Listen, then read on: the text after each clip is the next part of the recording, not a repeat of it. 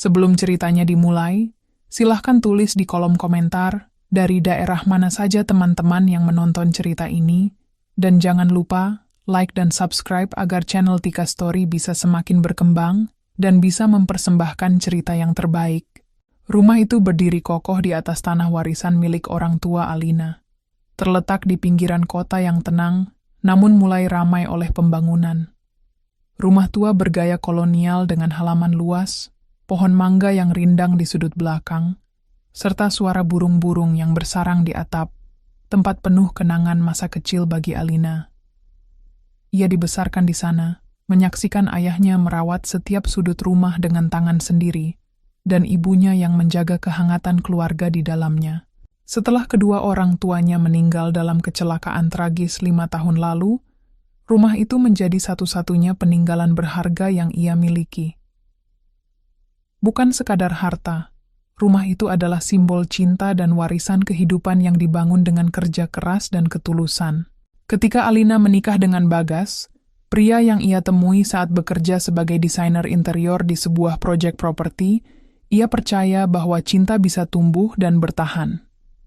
Bagas tampak perhatian, bertutur lembut, dan mengaku ingin membangun keluarga yang sederhana namun bahagia. Namun tak butuh waktu lama hingga semua berubah. Setelah mereka menikah dan tinggal di rumah peninggalan orang tua Alina, Bagas mulai menunjukkan wajah aslinya.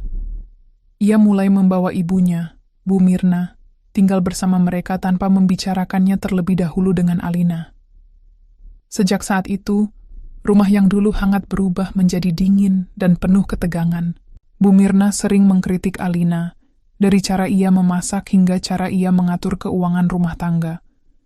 Bagas, alih-alih membela, justru lebih sering mendiamkan atau bahkan memihak ibunya. Alina mencoba bersabar, menelan setiap kata pedas dan perlakuan tak adil, dengan harapan semuanya akan membaik.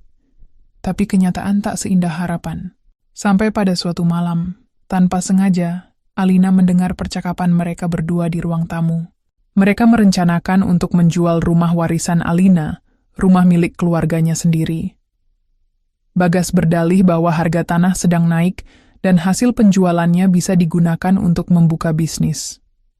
Bu Mirna bahkan sudah diam-diam menemui agen properti dan menyebarkan informasi bahwa rumah itu akan dijual. Hatinya hancur, bukan karena rumah itu hendak dijual semata, tapi karena pengkhianatan orang yang ia cintai, suami yang ia percaya, dan ibu mertua yang seharusnya memperlakukannya seperti anak sendiri. Mereka ingin mengusirnya dari satu-satunya tempat yang membuatnya merasa aman. Namun Alina bukanlah wanita yang mudah ditindas. Ia tahu, jika terus diam dan membiarkan semuanya berjalan, maka ia akan kehilangan segalanya. Tidak, ia tidak akan membiarkan mereka merampas warisan keluarganya. Ia akan membalas.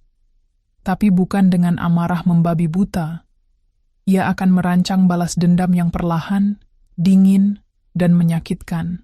Mulai dari hari itu, Alina tak lagi menjadi wanita yang sama. Hujan turun rintik-rintik malam itu, membasahi jendela kaca di ruang tamu rumah bergaya kolonial yang telah berdiri puluhan tahun. Jam dinding menunjukkan pukul 11 malam. Alina baru saja menyelesaikan lipatan pakaian di kamar atas dan hendak turun ke dapur untuk mengambil segelas air hangat. Langkah kakinya ringan, namun suara samar dari ruang tamu membuatnya berhenti di anak tangga paling atas. Awalnya ia tak berniat menguping, tapi suara dua orang yang tak asing menarik perhatian dan membuat tubuhnya kaku. Itu suara Bagas, suaminya, dan Bu Mirna, ibu mertuanya. Kalau kita tunggu lebih lama lagi, harganya bisa turun. Pasar properti lagi naik sekarang. Agen bilang bisa sampai 2,5 miliar, kata Bu Mirna, dengan nada tegas namun pelan. Alina mengerutkan kening. 2,5 miliar? Aku tahu, Bu, tapi Alina belum tentu setuju. Rumah ini kan atas namanya, sahut Bagas. Suaranya terdengar sedikit khawatir. Tapi dia nggak paham nilai investasi. Rumah segede gini cuma ditinggalin, nggak ada hasilnya. Kalau dijual kita bisa buka usaha. Warung makan atau laundry atau sekalian pindah ke apartemen yang lebih modern. Lagian dia kan istri kamu. Harusnya nurut. Masalahnya, rumah ini warisan dari orang tuanya, Bu. Dia punya ikatan emosional yang kuat. Makanya kita pelan-pelan bujuk dia. Atau, kalau perlu, kita bikin dia ngerasa nggak nyaman tinggal di sini. Biar dia sendiri yang nyerah dan nyuruh jual. Alina nyaris menjatuhkan gelas di tangannya.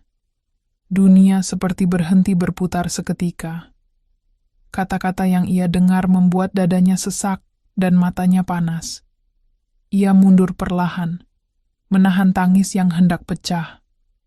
Tak ingin mereka tahu bahwa ia telah mendengar semuanya. Kepercayaan yang ia bangun selama ini runtuh dalam sekejap. Bagas, pria yang ia cintai, pria yang ia percaya akan melindunginya, pria yang ia yakini tidak akan pernah mengkhianatinya, dan Bu Mirna, wanita yang selama ini bersikap manis di depan tetangga dan keluarga besar, namun menusuknya dari belakang perlahan tapi pasti. Alina kembali ke kamar dengan tubuh lemas dan mata yang mulai basah. Ia duduk di tepi ranjang, menatap foto mendiang ayah dan ibunya di meja kecil sebelah tempat tidur. Maafkan Alina. Aku terlalu percaya orang yang salah, bisiknya lirih. Malam itu ia tidak tidur. Ia hanya menatap langit-langit kamar, mengulang kembali percakapan yang ia dengar, mencoba menenangkan diri tapi gagal. Sakit di dadanya terlalu dalam untuk diabaikan. Namun dari sakit itu, lahirlah sebuah keputusan. Ia tidak akan diam. Ia tidak akan membiarkan rumah itu berpindah tangan karena keserakahan dua orang yang tak tahu diri. Mereka mengira Alina lemah. Tapi mereka lupa. Darah keluarga yang membangun rumah ini masih mengalir dalam dirinya. Keesokan paginya, Alina bersikap seperti biasa. Ia menyeduh teh untuk Bu Mirna, membuatkan sarapan untuk Bagas, dan menyapa mereka dengan senyum hangat. Seolah ia tak tahu apa-apa. Bagas bahkan sempat mencium keningnya dan berkata, "Kamu baik banget, sayang. Punya istri kayak kamu itu anugerah." Alina membalas dengan senyuman. "Iya, Mas. Semoga Mas terus merasa begitu." Ia tahu, untuk membalas, ia tidak boleh menunjukkan kelemahannya. Ia harus sabar. Harus tenang. Harus mengatur langkahnya dengan cermat, seperti bidah catur yang menunggu giliran untuk skakmat. Hari itu ia mulai mengumpulkan dokumen-dokumen penting. Sertifikat rumah, surat warisan, bahkan akta nikah mereka. Ia memotret semuanya, lalu menyimpannya dalam folder tersembunyi di laptop dan flash disk. Ia juga mencatat semua pengeluaran rumah tangga yang selama ini ia tanggung sendiri, tagihan listrik, air, belanja bulanan. Semuanya dicatat rapi sebagai bukti bahwa rumah ini bukan milik bersama. Malam harinya, saat Bagas sudah tidur, ia membuka laptop dan mulai menyusun rencana. Bukan rencana jahat, tapi rencana membalas dengan cara cerdas. Ia ingin Bagas dan Bu Mirna merasakan apa rasanya kehilangan. Tapi bukan hanya rumah. Alina ingin mereka kehilangan segalanya yang mereka anggap miliknya, termasuk kepercayaan, termasuk kenyamanan, termasuk satu sama lain. Ia mencari pengacara, diam-diam, menghubungi notaris yang dulu mengurus warisan orang tuanya. Ia bahkan mulai bertemu dengan rekan kerjanya dari proyek lama untuk menyiapkan langkah ke depan. Satu hal yang ia sadari, ia harus mengambil kembali kendali hidupnya. Rumah ini bukan sekadar bangunan, ini adalah bagian dari dirinya. Dan ia akan melindunginya, bahkan jika itu berarti menghancurkan pernikahannya. 2 minggu kemudian, Alina mendengar dari tetangga bahwa seorang agen properti sempat datang dan memotret bagian depan rumah mereka. Lalu datang lagi dengan calon pembeli yang hanya berdiri di luar pagar. Dengan tenang, Alina memasang papan kecil bertuliskan, "Tanah dan bangunan ini tidak dijual. Pemilik sah, Alina Putri. Lengkap dengan nomor pengacara yang bisa dihubungi." Saat Bu Mirna melihat papan itu, ia langsung berteriak, "Apa-apaan ini? Kamu pasang ini tanpa izin siapa?" Alina menatapnya tajam. "Saya pemilik sah rumah ini, Bu. Saya tidak butuh izin siapapun." Bagas yang baru pulang kerja ikut terkejut melihat papan itu. "Alina, ini kenapa kamu jadi begini?" tanyanya, mencoba meredam konflik. Alina hanya tersenyum. Senyum dingin yang belum pernah Bagas lihat sebelumnya. Karena mulai hari ini, aku tidak akan jadi istri yang bisa kalian manfaatkan lagi. Mereka tak tahu bahwa itu baru permulaan. Pagi itu berkabut tipis menyelimuti halaman depan rumah kolonial. Sinar mentari terlihat malu-malu di balik dedaunan mangga, menciptakan atmosfer seolah rumah merangkak bangun perlahan, padahal jiwa pemiliknya sedang membara. Alina menyiapkan sarapan dengan penuh perhatian, mengatur piring dan teh hangat untuk Bagas dan Bu Mirna seperti biasa. Di balik senyuman yang tersungging pelan, pikirannya sudah melayang jauh, menimbang langkah demi langkah rencana balas dendam yang akan dijalankan. 3 hari telah berlalu sejak pernyataan tegas papan di halaman, dan reaksi keduanya sungguh tak disangka. Bu Mirna mengurung diri di kamarnya, tertunduk lesu, sementara Bagas terlihat semakin dingin dan acuh, jarang berbicara meski matanya menyimpan pertanyaan, atau justru penyesalan. Alina tahu, dia harus mengambil inisiatif. Ia mulai dengan menyisir arsip lama, menggali semua hal resmi yang berkaitan dengan rumah itu.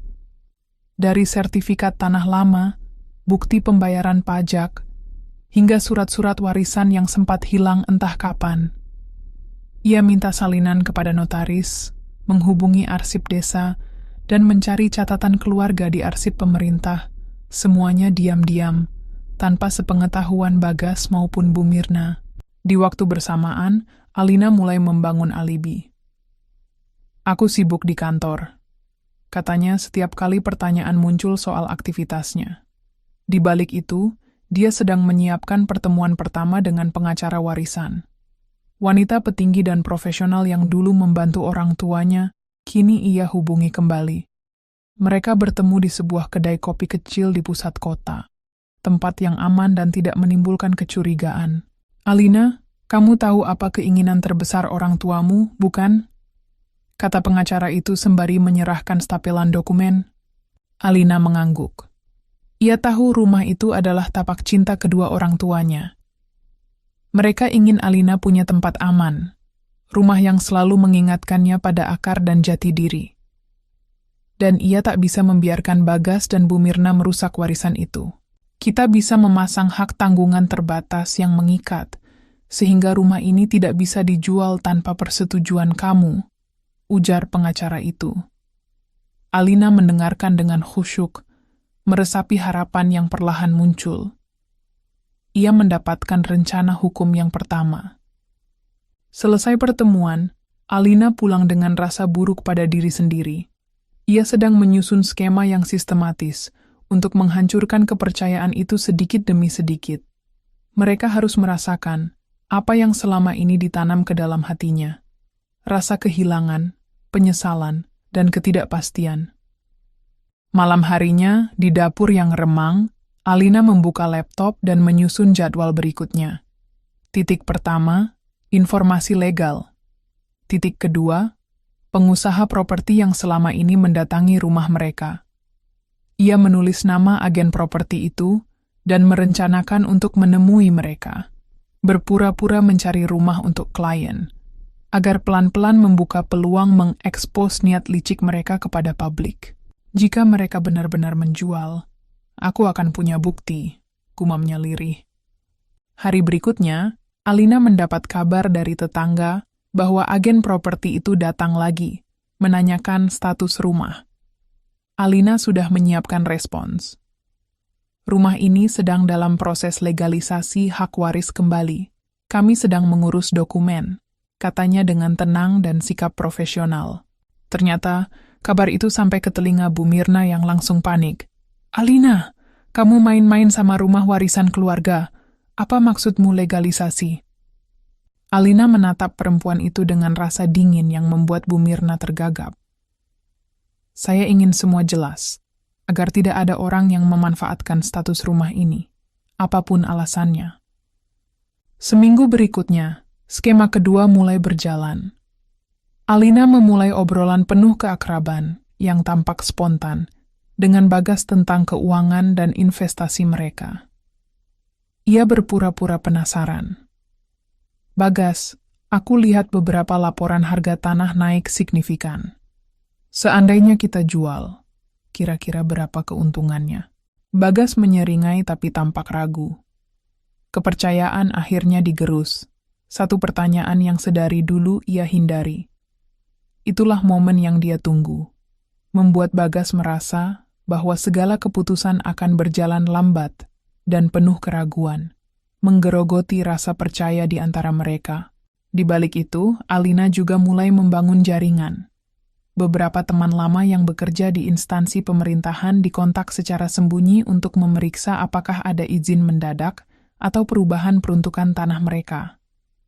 Semua informasi dicatat teliti dalam dokumen rahasia. Semakin hari, Alina merasakan kekuatannya tumbuh. Rencana pertama, amankan legalitas rumah lewat hak tanggungan. Rencana kedua, bangun keraguan di hati Bagas.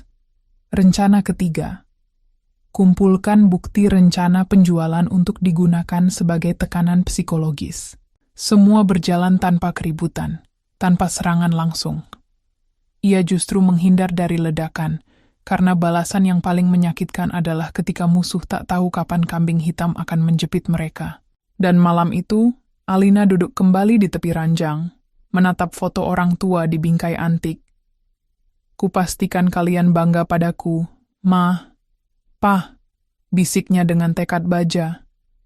Ia bersumpah, bukan hanya dirinya yang akan selamat, tapi rumah warisan cinta itu akan berdiri lebih kuat daripada sebelumnya. Hari-hari di rumah itu kini berjalan seperti panggung sandiwara. Senyuman palsu, percakapan singkat, dan ketegangan yang menggantung di udara seolah menjadi dekorasi tetap di dalam setiap ruangan. Namun bagi Alina, itu semua adalah bagian dari permainan. Permainan yang ia ciptakan, dan yang hanya bisa dimenangkan oleh mereka yang sabar. Pagi itu, ia duduk di meja makan, menyusun laporan keuangan rumah tangga seperti biasa. Tapi kali ini, ia menambahkan kolom-kolom baru. Pengeluaran pribadi Bagas, sumbangan rutin untuk Bu Mirna, dan tagihan tak masuk akal yang belakangan makin sering muncul. Ia membuat semuanya rapi, terperinci, dan, yang terpenting, siap untuk jadi senjata. Bagas datang dengan ekspresi lelah. Jas kerjanya masih kusut, rambutnya sedikit acak-acakan, dan dia tidak bicara sepatah kata pun. Beberapa malam terakhir, Alina sengaja menolak tidur sekamar dengannya. Ia menyebut alasan butuh ruang untuk berpikir, dan Bagas tampaknya tidak punya tenaga untuk berdebat. Ketika Alina menyodorkan laporan pengeluaran rumah kepada suaminya, ia menatapnya dengan alis terangkat. "Apa ini?" tanya Bagas, membuka halaman demi halaman penuh angka dan catatan. "Laporan pengeluaran kita 3 bulan terakhir. Aku rasa sudah waktunya kita evaluasi," jawab Alina dengan nada datar. Bagas membaca dengan seksama. Wajahnya mulai berubah saat menemukan beberapa pengeluaran yang ternyata tidak pernah ia sadari. Pinjaman online atas namanya, tagihan belanja barang mewah yang tak pernah ia terima, serta transfer sejumlah besar ke rekening atas nama MTR Holdings. "Apa ini semua?" tanyanya, bingung dan sedikit panik. Alina hanya tersenyum. "Aku tidak tahu, Mas. Mungkin kamu perlu tanya ke ibumu. Setiap minggu aku kasih uang belanja, dan aku lihat sebagian besar dana masuk dari rekeningmu ke rekening dia. Tapi ya, itu hak kamu, kan?" Wajah Bagas memucat. Ia tidak pernah benar-benar mengawasi pergerakan keuangan rumah. Semua ia serahkan pada ibunya, dan ia sendiri terlalu sibuk mengejar proyek demi proyek freelance yang tak kunjung selesai. "Alina, kamu sengaja nyindir ibu ya?" tanyanya mulai defensif. Alina tidak menjawab. Ia hanya menatap suaminya, tajam tapi tetap tenang. "Aku cuma mencatat. Seperti yang biasa kamu bilang, keuangan itu harus transparan." Dengan satu laporan keuangan itu saja, Alina tahu telah menanam bibit pertengkaran antara Bagas dan ibunya. Ia tidak perlu menghasut, data dan angka sudah cukup untuk jadi bahan bakar konflik. Beberapa hari kemudian, Alina mengatur waktu untuk konsultasi hukum di luar rumah. Kali ini bukan dengan pengacara warisan, tapi dengan seorang konsultan properti yang dulu bekerja sama dengan orang tuanya. Tujuannya? Menggali informasi.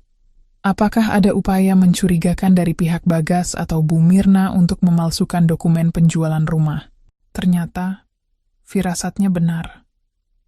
Agen properti yang sempat datang beberapa minggu lalu menyimpan salinan fotokopi KTP Alina dan fotokopi sertifikat rumah, meski dokumen itu belum diberi persetujuan atau tanda tangan asli.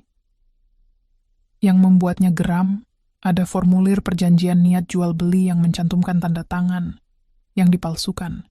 Kami tidak bisa melanjutkan penawaran karena tanda tangan tidak sama dengan yang tertera di KTP, kata si agen. Alina mengambil salinan dokumen itu dengan senyum mengerikan. Bukti itu sangat berharga. Malam harinya, ia mencetak dokumen tersebut, menempatkannya dalam map merah, lalu diam-diam menyelipkannya ke dalam laci kerja Bagas. Ia tahu, cepat atau lambat, Bagas akan membacanya. Dan saat ia menyadari bahwa Alina tahu segalanya dan memiliki buktinya, keseimbangan akan bergeser. Tepat 3 hari kemudian, terjadilah apa yang Alina harapkan. "Alina!" Bagas berteriak dari ruang kerja, memegang map merah di tangannya. Alina datang dengan tenang. "Ada apa, Mas?" "Ini, dari mana kamu dapat ini?" "Dari orang yang kamu temui diam-diam 3 minggu lalu. Agen properti itu. Kamu dan ibumu menyerahkan fotokopi KTP-ku tanpa izin. Kalian bahkan mengisi surat niat jual. Sayang, tanda tangan palsu kalian payah sekali." Bagas terduduk. Ia tak bisa berkata-kata. "Kamu pikir aku bodoh, Bagas? Aku dengar sendiri pembicaraan kalian malam itu. Kamu rencana jual rumah ini. Rumah yang dibangun pakai darah dan keringat orang tuaku. Kamu pengkhianat." Bagas menutup wajahnya dengan kedua tangan. Ia tak punya jawaban. Tak bisa menyangkal, tak bisa membela diri. Ia tahu semuanya terbongkar. "Mulai hari ini, kamu bisa tinggal di sini hanya karena aku mengizinkan. Tapi kalau kamu atau ibumu berani ambil langkah lagi, aku pastikan kalian berdua bukan cuma keluar dari rumah ini, tapi juga masuk ke dalam masalah hukum yang serius." Nada suara Alina begitu datar, begitu dingin, hingga Bagas merasa seperti tengah duduk di ruang interogasi. Setelah percakapan itu, Alina mulai mempermainkan posisi Bu Mirna dalam rumah. Ia tidak melarangnya makan, tidur, atau tinggal di sana. Tapi ia secara perlahan mengambil alih semua kendali. Uang belanja langsung dikelola Alina, kamar belakang direnovasi tanpa izin, bahkan lemari dapur diganti kuncinya. Bu Mirna mulai merasa seperti tamu di rumah yang dulu ia anggap miliknya. Setiap hari, sedikit demi sedikit, Alina menekan egonya. Puncaknya terjadi ketika Alina sengaja mengundang keluarga besar dari pihak orang tuanya untuk makan malam dan berdoa bersama. Dalam acara itu, ia berdiri dan memberikan pidato singkat. "Saya bersyukur masih bisa merawat rumah ini. Tempat kenangan orang tua saya disimpan. Meskipun ada banyak ujian, saya tidak akan membiarkan rumah ini berpindah tangan kepada orang-orang yang tidak menghargai nilai sejarah dan keluarga." Keluarga yang hadir bertepuk tangan. Bu Mirna menunduk, Bagas hanya diam. Malam itu, untuk pertama kalinya, Alina menulis jurnal pribadinya lagi. "Aku tidak butuh balas dendam yang memenjarakan mereka. Cukup aku kembalikan apa yang mereka lemparkan padaku. Mereka ingin membuatku kehilangan rumah. Kini mereka kehilangan rasa memiliki. Mereka ingin mengusirku. Kini mereka adalah tamu di rumah ini." Ini baru permulaan. Angin sore menyapu tirai tipis kamar belakang, mengibaskannya perlahan seperti tangan tak terlihat yang tengah menelusuri masa lalu. Alina duduk sendirian di ruang tamu, menatap sepi ke arah jendela. Di pangkuannya, tergeletak album foto tua berisi kenangan, pernikahan mereka, senyum manis Bagas saat pertama kali melamar, foto keluarga kecil saat mereka menanam pohon mangga bersama. Dulu ada cinta, tapi cinta itu telah dibunuh perlahan oleh pengkhianatan. Sudah hampir sebulan sejak ia memasang papan, "Tanah ini tidak dijual di depan rumah." Sejak saat itu, suasana rumah terus bergolak. Bu Mirna memilih lebih sering mengurung diri, dan Bagas perlahan berubah menjadi pria yang asing. bukan karena dia marah, tetapi karena dia kalah. Setiap pagi, Alina tetap bangun lebih dulu, menyapu halaman, menyeduh teh, menyiapkan sarapan. Tapi bukan untuk mereka. Itu semua untuk dirinya sendiri. Ia bukan lagi istri yang melayani atau menunggu perintah. Ia adalah pemilik rumah ini, pusat dari segala hal yang terjadi di dalamnya. Pagi itu, Bu Mirna masuk ke dapur tanpa basa-basi. "Lin, aku mau bicara." Alina menoleh pelan. "Silakan, Bu." Suara Bu Mirna terdengar lebih lemah dari biasanya. "Kamu menang ya? Sekarang kamu puas? Kamu buat anak saya jadi pria pengecut. Kamu permalukan saya di depan keluarga besar kamu. Kamu rebut semua yang saya pikir bisa saya pegang." Alina meletakkan cangkir tehnya, menatap mata mertua yang kini sudah tidak lagi berdiri angkuh. "Saya tidak rebut apapun, Bu. Saya hanya mempertahankan apa yang menjadi milik saya. Rumah ini, hidup saya, harga diri saya." "Kamu tega," ujar Bu Mirna lirih. "Kamu bikin Bagas kehilangan arah. Dia bahkan mulai minum lagi. Kamu tahu itu?" Alina terdiam. Ia tidak tahu, tapi ia juga tidak terkejut. Dia kehilangan semua kontrol karena kamu ambil semuanya. Kendalinya sendiri yang dia lepas, Bu. Bukan saya yang merebutnya. Bu Mirna menangis, lalu pergi meninggalkan dapur tanpa berkata-kata lagi. Alina tak merasa puas, tapi juga tidak bersalah. Air mata itu datang bukan karena pertobatan, tapi karena kesadaran bahwa kekuasaan mereka sudah hancur, dan dia tidak butuh pengampunan. Malam harinya, Bagas pulang dengan langkah gontai, bau alkohol menyengat dari tubuhnya. Ia masuk rumah tanpa salam, lalu menjatuhkan tubuhnya di sofa ruang tengah. Alina mengintip dari ruang makan, menatapnya dalam diam.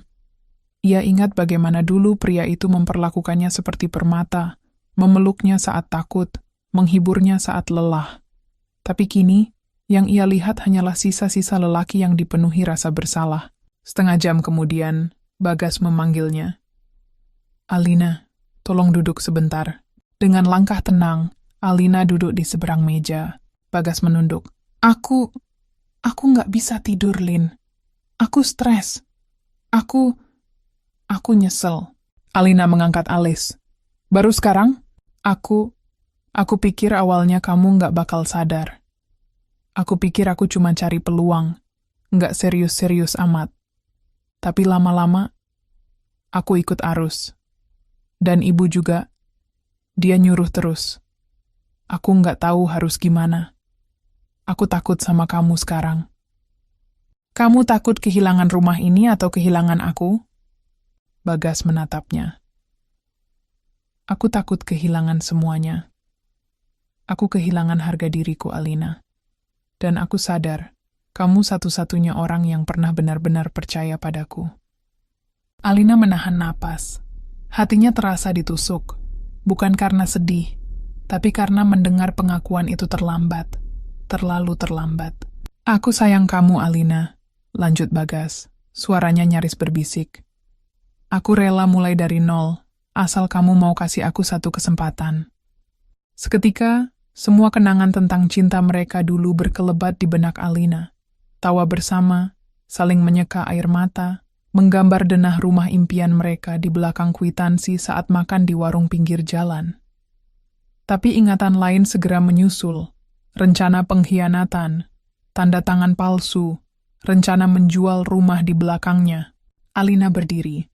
"Cinta itu butuh kejujuran, Bagas. Kamu hancurkan itu semua. Kamu pecahkan sesuatu yang gak bisa kamu perbaiki hanya dengan air mata atau janji." Bagas tertunduk lalu mulai menangis. Tangisan yang diam-diam namun dalam.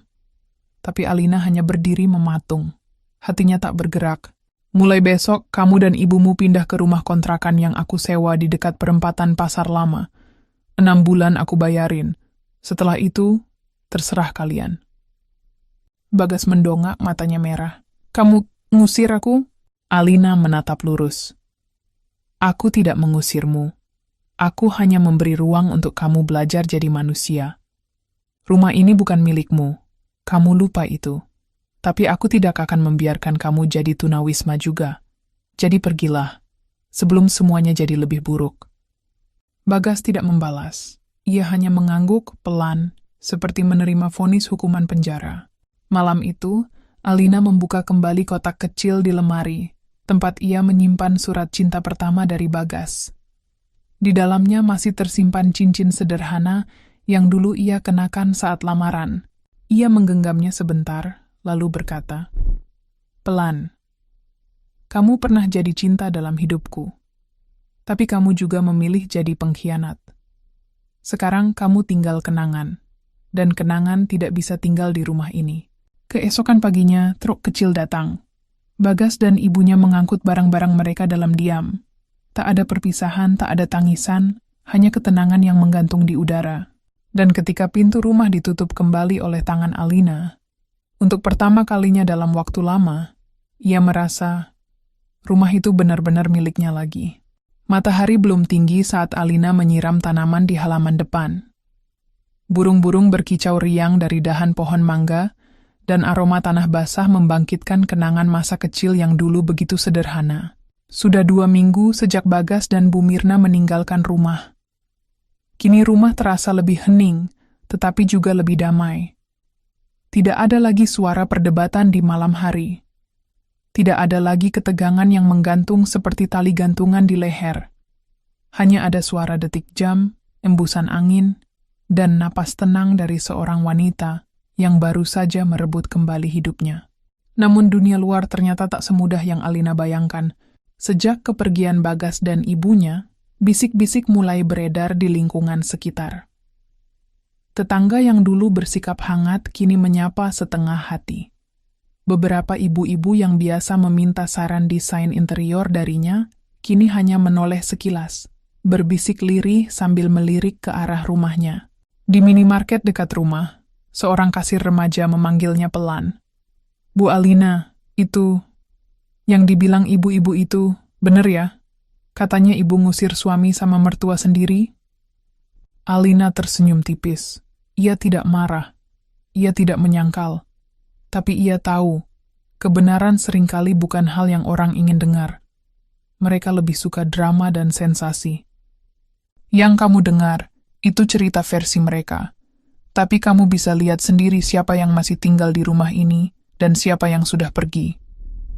Anak muda itu tertunduk malu. Alina pergi tanpa menjelaskan lebih lanjut. Ia tahu, tidak semua pertempuran butuh pembelaan. Suatu siang, saat Alina sedang duduk membaca di beranda, sebuah mobil berhenti di depan rumah. Dari dalamnya keluar seorang perempuan sekitar 40-an, berpakaian rapi, mengenakan kacamata dan tas kulit mahal. Ia melangkah pelan, lalu membuka pagar dengan sopan. "Permisi, ini rumah Bu Alina?" Alina bangkit dari kursinya. "Benar, bisa saya bantu?" Perempuan itu memperkenalkan diri sebagai Intan, perwakilan dari perusahaan properti besar yang sedang ekspansi ke kawasan tersebut. "Kami dengar, rumah ini pernah hampir masuk listing jual beli beberapa waktu lalu. Kami ingin tahu apakah Ibu bersedia membuka negosiasi ulang. Harga pasar di daerah ini sudah naik, dan, mohon maaf, rumah Ibu punya potensi tinggi untuk dijadikan properti butik, restoran, bahkan galeri seni." Alina mendengarkan dengan tenang. Ia tidak kaget. Beberapa bulan lalu, Bagas dan ibunya memang menyebar kabar bahwa rumah ini akan dijual. Agen-agen itu sekarang datang, berharap ada celah. "Harga tertinggi kami bisa mencapai 3,8 miliar rupiah, Bu," kata Intan. Suaranya penuh keyakinan. Alina tersenyum, lalu menatap rumahnya. Bangunan tua berarsitektur kolonial yang ia rawat dengan cinta, bukan uang. "Rumah ini bukan sekadar properti. Ini warisan. Ini nadi keluarga saya. Anda bisa tawarkan 2 kali lipat, dan saya tetap akan berkata tidak." Intan tampak kecewa, tapi tak memaksa. "Baik, Ibu. Tapi jika sewaktu-waktu berubah pikiran, kami selalu terbuka." Alina mengangguk, lalu mengantar tamunya keluar. Begitu mobil pergi, ia berdiri lama di pagar, menatap ujung jalan. Rumah ini bukan untuk dijual, tapi bukan berarti tidak punya nilai. Dengan semua konflik rumah tangga yang hampir berakhir, Alina memutuskan untuk kembali bekerja secara profesional. Ia menghubungi mantan rekan kerjanya di biro desain interior, menawarkan diri untuk mengambil beberapa proyek freelance. Tak butuh waktu lama hingga proyek pertamanya datang. Mendesain ulang kantor hukum milik sahabat lamanya, Dina. Saat mereka bertemu untuk diskusi desain, Dina langsung memeluk Alina erat. "Kamu hebat, Lin. Aku dengar semua ceritamu. Banyak yang gak berani ngelawan mertua, apalagi suami sendiri." Alina hanya tersenyum kecil. "Aku gak merasa hebat, Din. Aku cuma bertahan dan menjaga apa yang memang milikku." Dina mengangguk. "Tapi tetap saja, kamu perlu sadar. Kamu bukan korban, kamu penyintas." Kata-kata itu menggema lama di kepala Alina. Penyintas, bukan korban. Ia tidak sekadar bangkit, ia kembali berdiri dan membangun ulang hidupnya dengan sadar, dengan kuasa penuh atas dirinya sendiri. Suatu malam hujan deras mengguyur kota. Suara petir menggelegar membuat Alina bangun dari tidurnya. Ia melangkah ke dapur untuk mengambil air. Saat hendak kembali ke kamar, pintu depan diketuk keras. Degup jantungnya meningkat. Siapa yang datang malam-malam begini? Alina membuka pintu perlahan. Di luar basah kuyup berdiri Bagas. Matanya merah, bajunya lepek, tangan kanannya memegang plastik berisi berkas. "Aku nggak akan masuk, Lin. Aku cuma mau kasih ini." Alina menatap plastik itu. "Ini surat pengunduran diriku dari kepemilikan aset bersama. Aku udah tanda tangani pelepasan hak dari rumah ini. Aku juga udah kirim ke notaris. Sekarang, ini benar-benar cuman milik kamu. Sepenuhnya." Alina menatap wajah mantan suaminya. Pria yang dulu ia cintai sepenuh hati, yang menghancurkannya, tapi kini datang sebagai bayangan masa lalu, menyerahkan semua yang pernah diperebutkan. "Aku cuma mau bilang, aku nggak minta kamu maafin aku. Tapi aku janji, aku nggak akan ganggu hidup kamu lagi. Aku akan bangun hidup baru, tanpa kamu." Alina menerima plastik itu, lalu berkata pelan, "Itu yang seharusnya kamu lakukan dari awal." Bagas mengangguk, lalu berjalan pergi dalam hujan. Tak ada payung, tak ada pelukan, hanya keheningan yang menggema di jalan basah. Alina menutup pintu, menatap berkas itu. Tiba-tiba, tanpa ia sadari, air matanya menetes. Tapi bukan karena sedih, melainkan karena beban yang selama ini ia pikul telah benar-benar lepas. Esoknya, Alina menanam pohon baru di halaman depan rumah. Pohon kecil, tapi kuat, simbol dari babak baru hidupnya. Tak lagi sebagai istri, atau menantu, atau korban. Kini ia berdiri sebagai Alina Putri, wanita yang menjaga warisan keluarganya, harga dirinya, dan keutuhan jiwanya. Rumah itu kini benar-benar miliknya, dan hidupnya pun begitu. Hari-hari di rumah tua itu mulai berubah. Tak lagi hanya sunyi, kini ia hidup dengan detak baru, detak kesibukan, produktivitas, dan langkah kecil menuju kehidupan baru yang Alina bangun dengan tangannya sendiri. Setiap pagi, ia membuka tirai, membiarkan cahaya masuk. Ia menata ulang perabot, mengecat ulang tembok ruang tamu yang dulu penuh goresan pertengkaran. Rumah itu bukan lagi saksi luka, tapi kini menjadi kanvas masa depan. Sudah hampir 2 bulan sejak Bagas menyerahkan surat pelepasan hak atas rumah. Proses notaris selesai, nama Alina kini resmi tertera sebagai pemilik tunggal. Tidak ada lagi perebutan. Tidak ada lagi ketakutan. Namun, hidup tak selalu kembali semudah membuka lembaran baru. Di balik kemandiriannya, satu hal yang belum juga usai adalah sorotan sosial.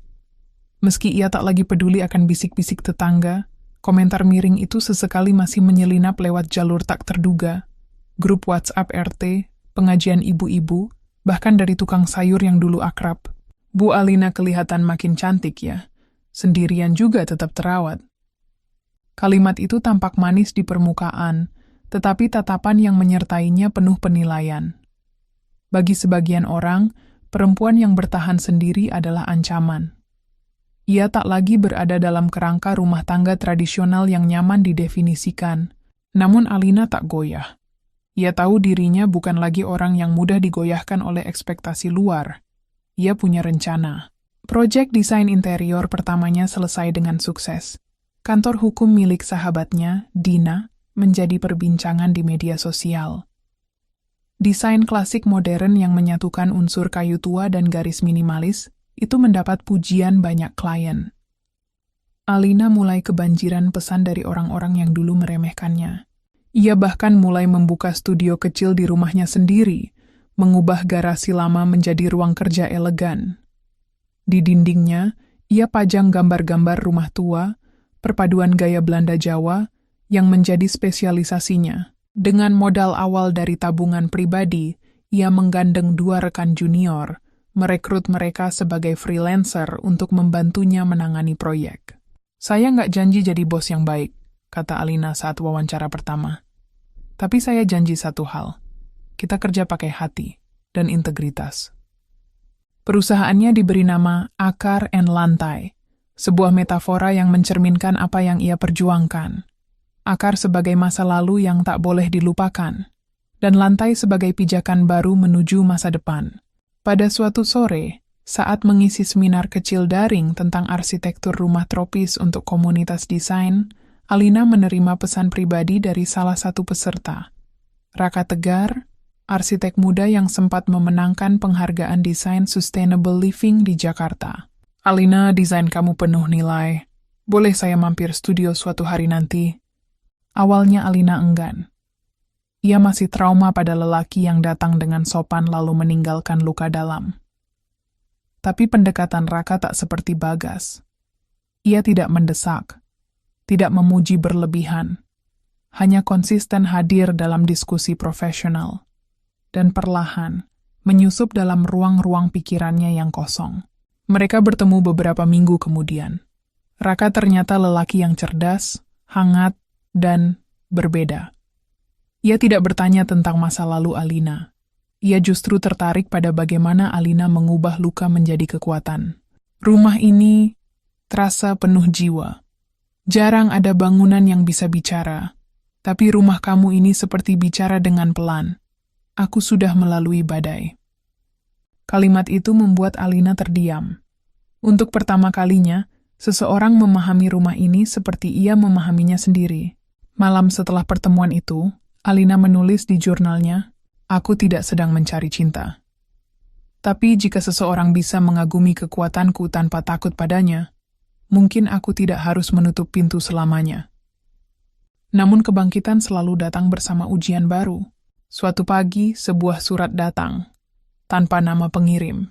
Isinya adalah fotokopi surat pelepasan hak Bagas, diberi coretan merah dan tulisan tangan kasar. Hak milik bisa berubah, waspadalah.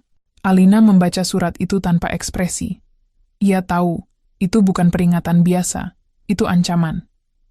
Bisa dari siapa saja, agen properti yang kecewa, atau bahkan dari Bu Mirna yang masih merasa rumah ini seharusnya milik anaknya. Ia melaporkan ancaman itu ke pihak kepolisian setempat dan meminta perlindungan hukum. Ia juga meminta notaris memperkuat pengikatan dokumen dengan catatan digital serta perjanjian fidusia tambahan jika suatu hari ia mengalihkan properti ke bentuk usaha. Kita hadapi ini seperti arsitek. Fondasinya harus kuat. Kalau ada gempa, rumah tetap berdiri, ujarnya pada Dina. Di malam ulang tahunnya yang ke-33, Alina mengadakan jamuan kecil. Hanya sahabat, beberapa kolega, dan 2 tetangga dekat yang benar-benar mengenalnya. Di akhir malam, Raka menghampirinya dengan satu pertanyaan sederhana. Kalau aku bilang, aku ingin ikut bantu kamu bangun usaha ini, bukan hanya sebagai rekan, tapi sebagai bagian dari hidupmu, kamu akan bilang apa? Alina menatapnya lama. Aku belum tahu. Tapi aku tahu satu hal. Aku tidak lagi takut berjalan sendiri. Dan kalau kamu mau berjalan di sebelahku, jangan pernah mengira aku butuh diselamatkan. Aku bukan wanita yang patah. Aku wanita yang pulih. Raka mengangguk. Ia tidak memeluk Alina malam itu. Tapi sorot matanya cukup untuk mengatakan bahwa ia mengerti.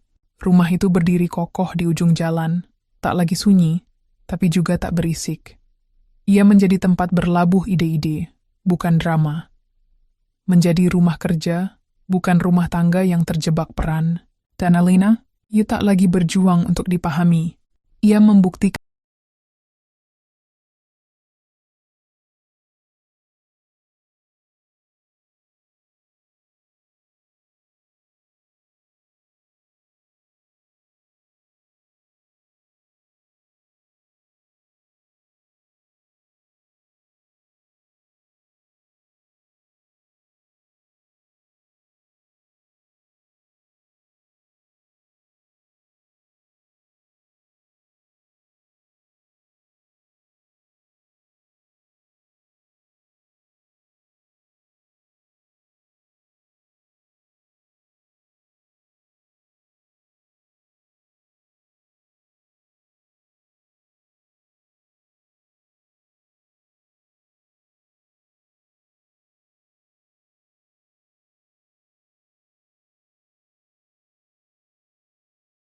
bahwa perempuan yang bangkit bukan berarti perempuan yang membenci, tapi perempuan yang menyadari, jika ia tak menjaga dirinya sendiri, tak ada siapapun yang akan melakukannya.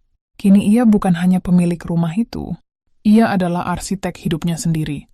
Pagi itu, langit mendung, tapi tak ada hujan. Di ruang kerja yang ia ubah dari garasi tua, Alina duduk di hadapan layar laptop, memandangi proposal proyek yang masuk lewat email. Kop suratnya berwarna emas, lengkap dengan logo sebuah grup properti internasional. Astra Terra Development, salah satu perusahaan yang mengembangkan kawasan hunian mewah dan pusat kreatif di beberapa kota besar Asia Tenggara. Judul proposal itu, Revitalisasi Rumah Warisan Menjadi Ruang Kultural dan Desain Kontemporer. Isinya mengajak Alina bermitra. Mereka ingin mengubah rumah yang ia tempati menjadi showroom konsep arsitektur tropis klasik, digabungkan dengan galeri desain, butik furnitur lokal, dan ruang diskusi kreatif. Mereka tidak ingin membeli rumahnya. Mereka ingin bekerja sama. Rumah tetap miliknya, tapi mereka akan membiayai renovasi total, mendanai operasional, dan menggaji Alina sebagai kurator utama. Nilainya lebih dari 7 miliar rupiah dalam bentuk fasilitas, kontrak, dan nilai aset. Alina menutup laptop dan menarik napas dalam. Tawaran ini bagi banyak orang mungkin terdengar seperti mimpi, bekerja di rumah sendiri, mengubah rumah menjadi pusat seni dan warisan, dan mendapat pendanaan besar. Tapi baginya, ini adalah pisau bermata dua. Ia bangkit, berjalan perlahan ke ruang tengah, menyentuh dinding yang masih mempertahankan cat asli peninggalan ayahnya. Ia menatap langit-langit tinggi dengan ventilasi silang yang dulu didesain oleh ibunya, agar rumah tetap sejuk tanpa AC. Rumah ini bukan sekadar bangunan, rumah ini adalah nadi dari luka dan kebangkitan.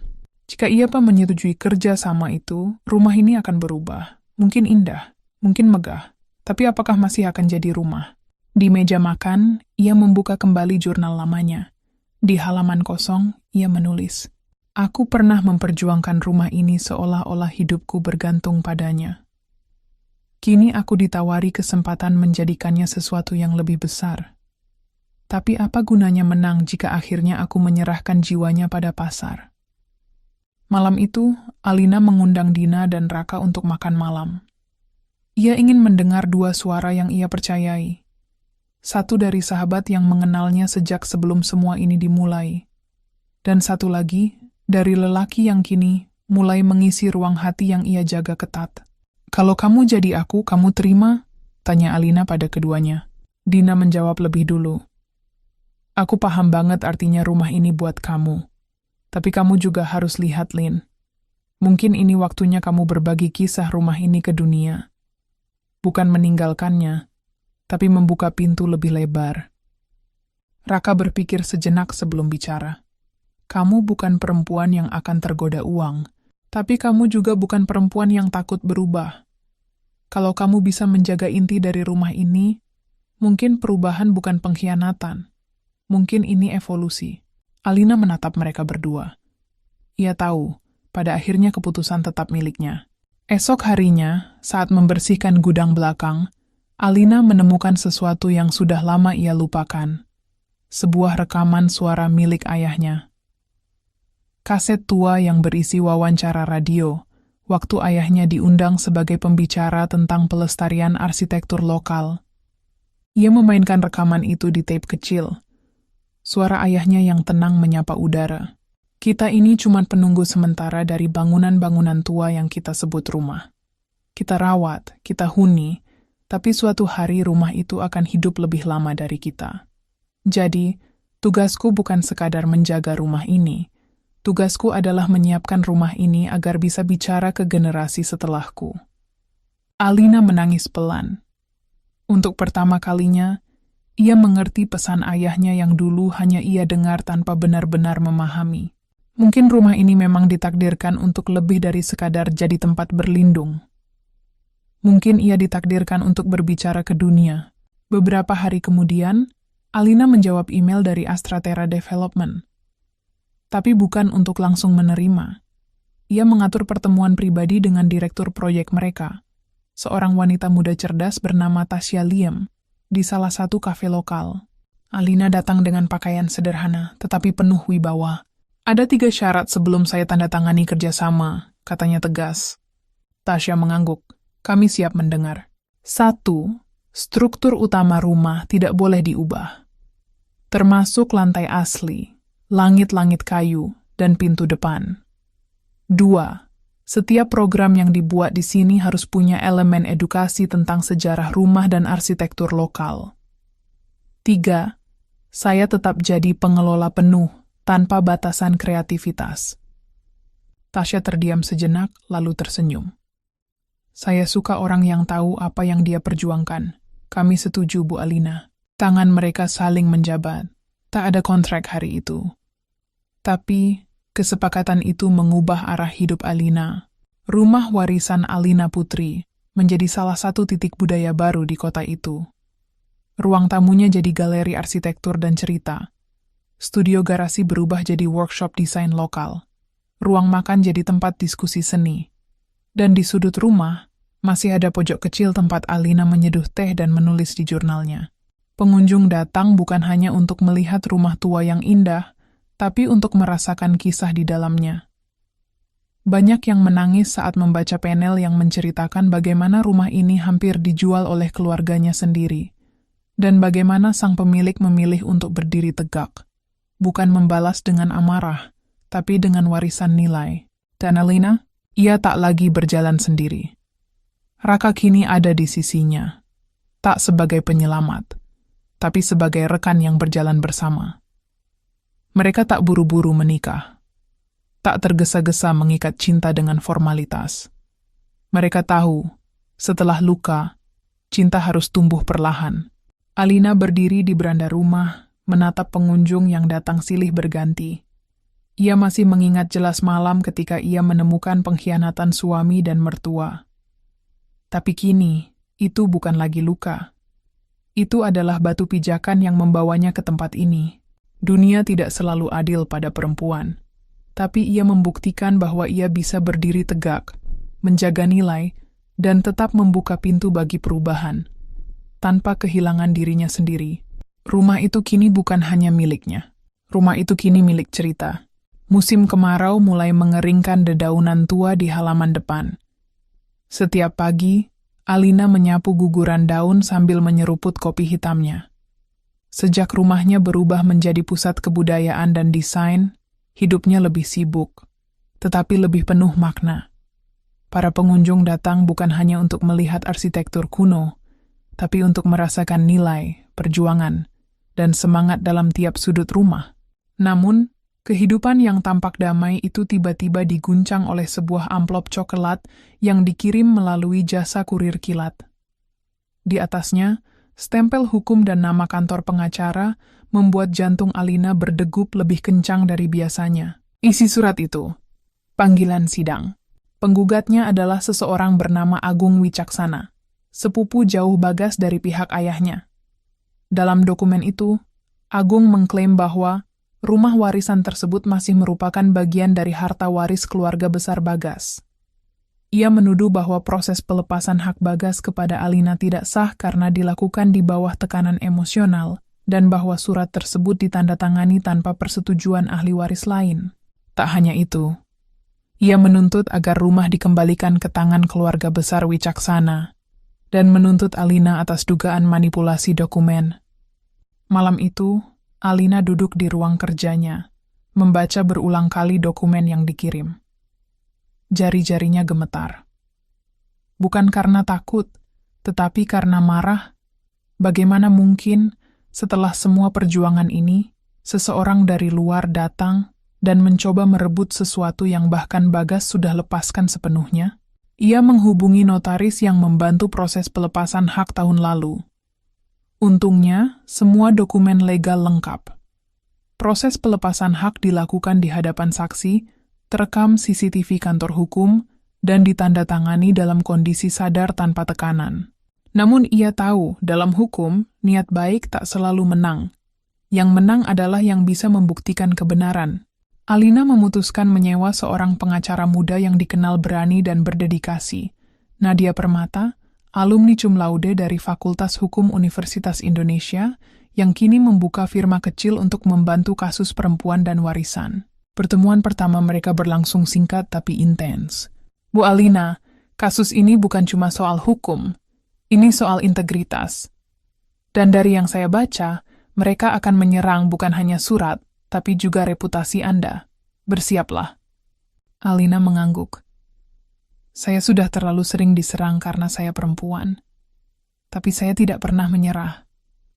Berita tentang gugatan itu cepat menyebar. Beberapa media lokal mulai memberitakan kasus ini sebagai sengketa rumah bersejarah dengan nilai budaya tinggi. Banyak netizen yang membela Alina menyebutnya sebagai simbol perempuan yang mempertahankan hak. Tapi tak sedikit juga yang sinis. Kalau rumah itu warisan keluarga suami, memangnya dia berhak? Jangan karena dia perempuan, lalu dibenarkan semua. Komentar-komentar itu menusuk. Tapi Alina sudah kebal. Ia menegakkan kepala. Dunia boleh bicara apa saja. Tapi ia akan berdiri di ruang sidang dengan semua bukti, semua perjuangan, dan seluruh kebenaran di tangannya. Namun satu hal yang belum ia perhitungkan adalah Bagas. Suatu malam Alina mendapat pesan singkat dari nomor yang tak ia simpan. Aku dengar kamu digugat soal rumah itu. Aku tahu mereka dari keluarga Wicaksana. Mereka serakah. Kalau kamu butuh, aku bersaksi bahwa surat itu aku tanda tangani dengan sadar. Bilang aja. Bagas. Alina membaca pesan itu dengan tangan bergetar. Ini bukan tentang rujuk, bukan tentang cinta yang kembali. Ini soal pertanggungjawaban. Dan ia tahu, ia harus menghadapi ini bersama atau sendirian, tapi tidak dengan ketakutan. Ia membalas pesan itu singkat. Kalau kamu masih punya sedikit harga diri, tunjukkan di pengadilan. Bukan dengan janji, tapi kesaksian. Hari sidang pun tiba. Ruang pengadilan negeri itu dipenuhi wartawan, aktivis hukum, dan pengamat properti. Alina datang dengan Nadia, mengenakan setelan abu-abu yang rapi dan tegas. Di wajahnya tidak ada ragu, hanya kesiapan. Agung Wicaksana duduk di bangku penggugat dengan tim kuasa hukum yang besar. Wajahnya datar. Ia bukan marah, ia dingin. Dan itulah yang membuatnya berbahaya. Ia tidak merasa bersalah. Ia hanya merasa berhak. Sesi awal dimulai dengan pembacaan gugatan. Tuduhan. Surat pelepasan hak ditandatangani dalam keadaan tidak sadar bahwa rumah adalah harta bersama yang belum dibagi dan bahwa Alina menggunakan kedekatan personal untuk mengambil aset. Namun begitu saksi dipanggil, situasi berubah. Bagas datang, mengenakan kemeja sederhana, rambutnya dipotong pendek, wajahnya lebih segar dari terakhir Alina lihat. Di hadapan hakim, ia berkata tegas, "Saya yang menyerahkan surat itu, tanpa paksaan. Saya sudah sadar atas semua kesalahan saya dulu, dan saya memilih menyerahkan rumah itu karena saya tahu siapa yang pantas menjaganya." Suara di ruang sidang hening. Agung terlihat kesal, namun tak bisa membantah. Apalagi setelah notaris dan dua saksi lain, teman Alina dan perwakilan RT menguatkan kesaksian. Setelah 2 bulan proses persidangan, Putusan akhirnya dijatuhkan. Gugatan ditolak. Rumah dinyatakan sah milik pribadi Alina. Tak ada pelanggaran hukum, tak ada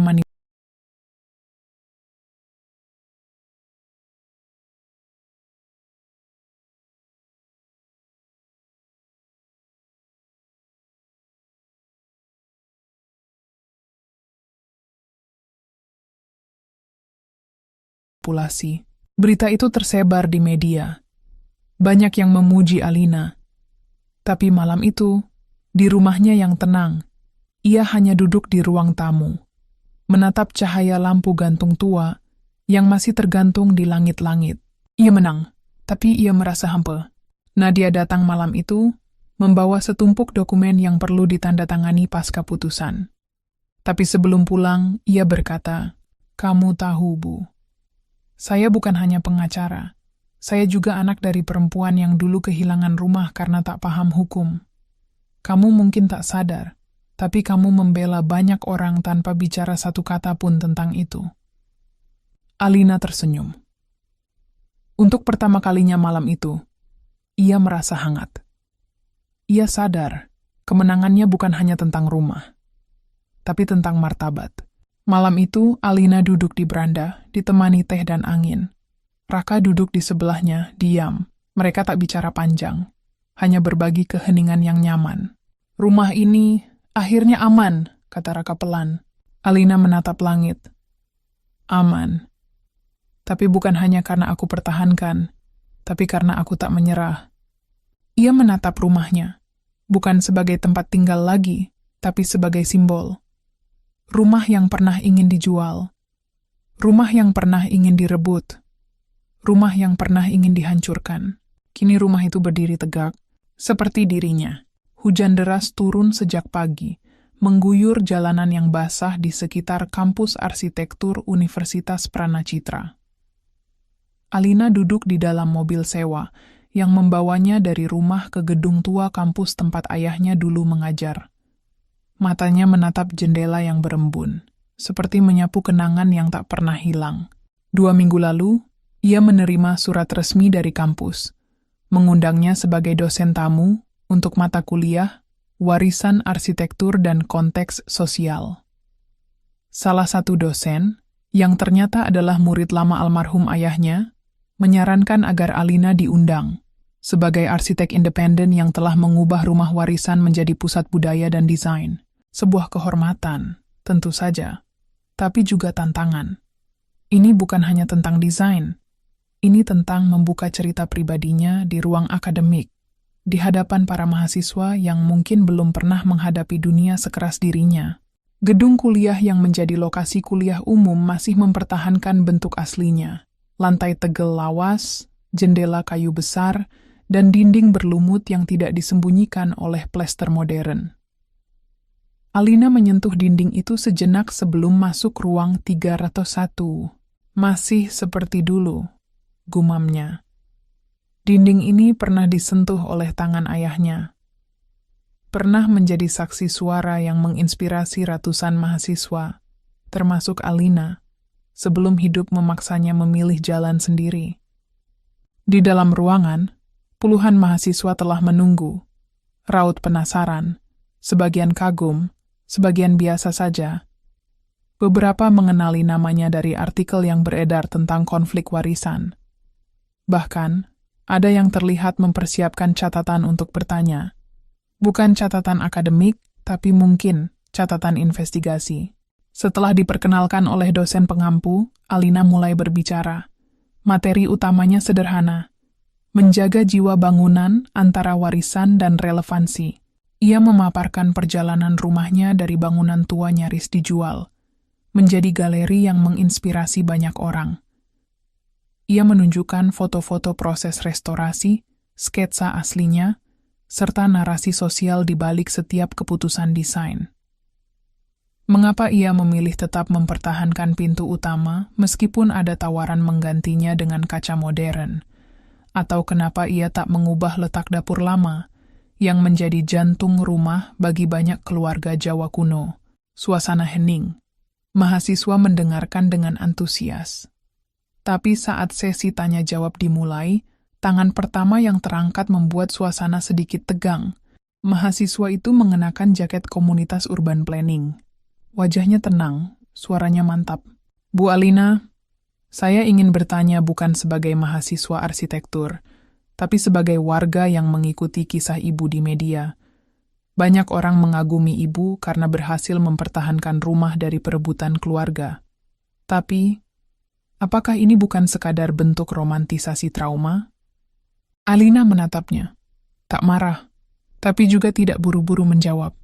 Mahasiswa itu melanjutkan, bukankah mempertahankan rumah yang menyimpan kenangan buruk, pengkhianatan, manipulasi, perebutan, justru memperpanjang luka?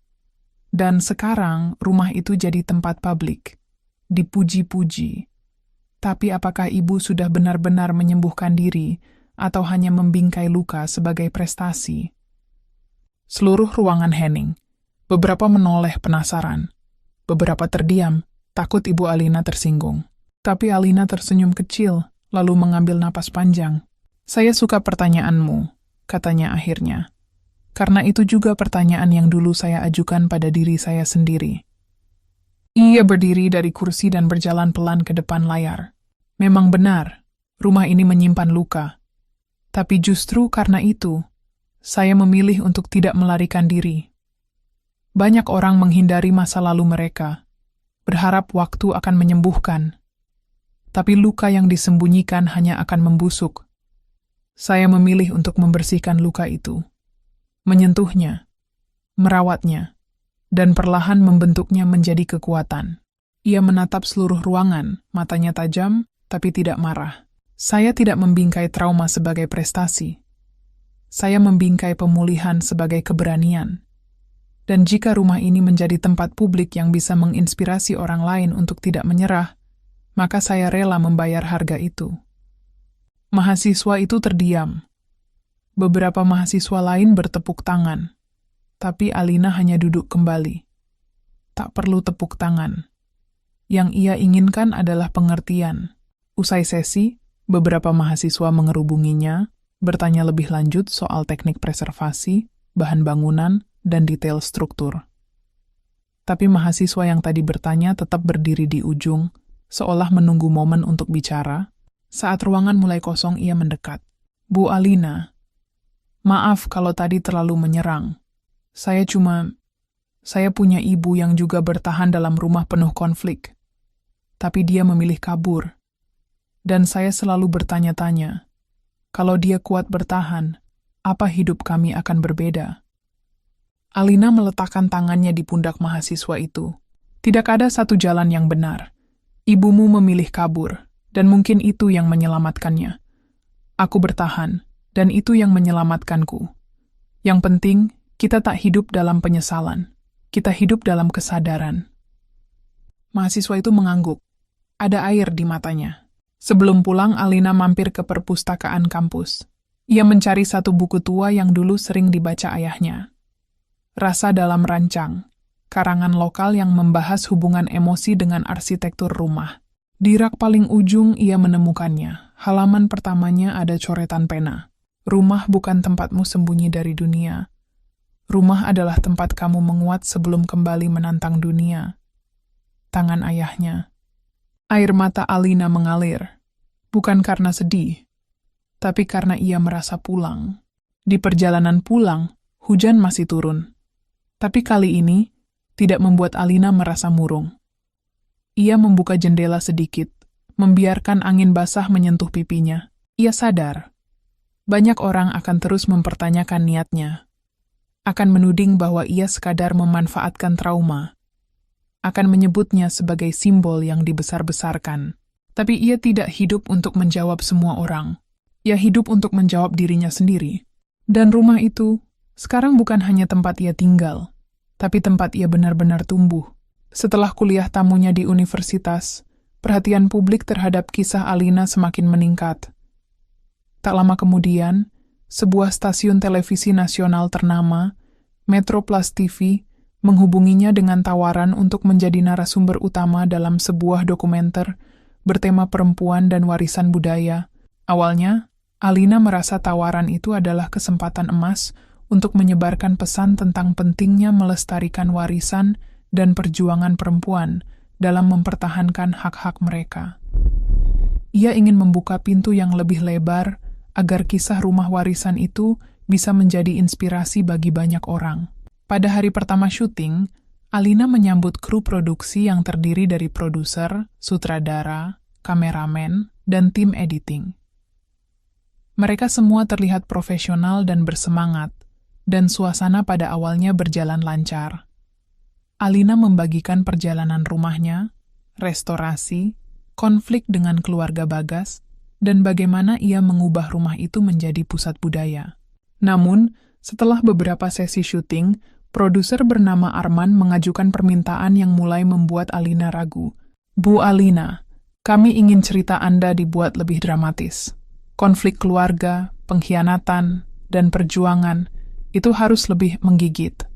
Penonton suka drama dan kontroversi, katanya sambil menunjukkan beberapa cuplikan wawancara yang sudah mereka edit. Arman kemudian menjelaskan bahwa mereka ingin menambahkan narasi tentang keserakahan suami dan peran mertua yang jahat, yang akan membuat kisah Alina semakin menguras emosi penonton. Bahkan, mereka mengusulkan untuk menyoroti sisi negatif Bagas secara berlebihan, seolah-olah ia adalah antagonis utama. Alina merasakan dingin menjalar di punggungnya. Kisahnya bukanlah sekadar tontonan. Ada kenyataan, luka, dan nama-nama yang tidak bisa dibawa sebagai bahan sensasi. Arman, saya menghargai usaha kalian, tapi kisah ini nyata. Saya tidak ingin membuat cerita ini jadi semacam sinetron yang hanya menjual sensasi. Ada orang-orang yang terlibat, dan mereka nyata. Saya tidak bisa mengubah fakta untuk drama. Arman tersenyum tipis, tapi pandangannya tajam. Bu, kita bicara soal rating dan iklan. Kalau cerita ini terasa hambar, pemirsa akan beralih channel. Saya yakin Anda juga ingin pesan Anda sampaikan. Kadang, untuk itu kita harus mengemas ulang cerita. Hari-hari berikutnya menjadi ajang tarik ulur. Kru terus meminta Alina untuk lebih mengungkapkan konflik internal, memancing emosi, dan mengumbar kisah negatif tentang keluarga suaminya. Alina tetap tegas menolak. Ia memilih untuk menunjukkan sisi kuat dan optimis dari perjuangannya, bukan menyulut kebencian atau drama murahan. Namun, tim produksi terus memberi tekanan. Malam itu, setelah syuting selesai, Alina duduk sendiri di ruang tamu rumahnya. Ia menatap bingkai foto lama bersama Bagas dan mertuanya. Meski ada luka, ia tidak ingin mengubahnya menjadi api kebencian yang membakar semuanya. Ia mengambil ponsel dan mengirim pesan singkat kepada Nadia, pengacaranya sekaligus sahabat yang selalu menjadi sandaran. Nadia, aku butuh saran. Kru produksi di TV nasional ini ingin mengubah kisahku jadi drama. Aku takut ini malah menghancurkan apa yang sudah kubangun. Beberapa menit kemudian pesan balasan masuk. Alina, jaga integritasmu. Jangan biarkan kisahmu diperalat demi rating. Ingat, ini tentang warisan dan martabatmu, bukan hiburan murahan. Pada hari pengambilan gambar terakhir, Arman memanggil Alina ke ruang editing untuk melihat versi awal dokumenter.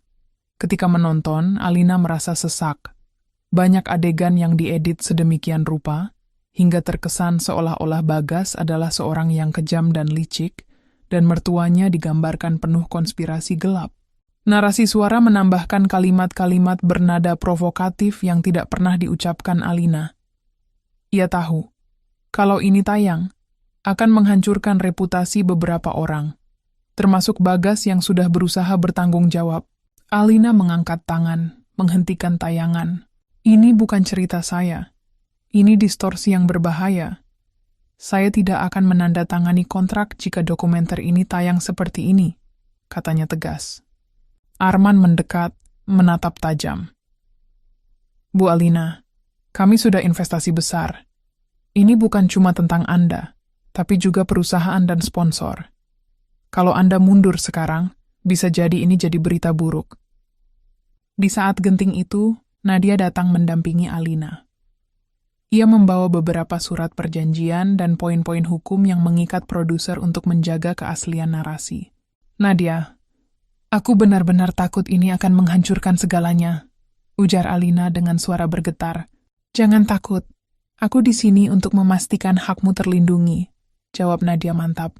Setelah diskusi panjang, Arman akhirnya setuju untuk merevisi dokumenter sesuai keinginan Alina, menghilangkan narasi provokatif, dan menampilkan kisah perjuangan secara autentik tanpa dramatisasi berlebihan. Ketika dokumenter akhirnya tayang, respon publik sangat positif. Banyak yang mengapresiasi keberanian Alina dan pesan kuat tentang menjaga warisan serta integritas perempuan dalam menghadapi konflik. Alina duduk di beranda malam itu, melihat cahaya lampu kota yang berkilauan. Dokumenter itu bukan hanya tentang rumah, tapi tentang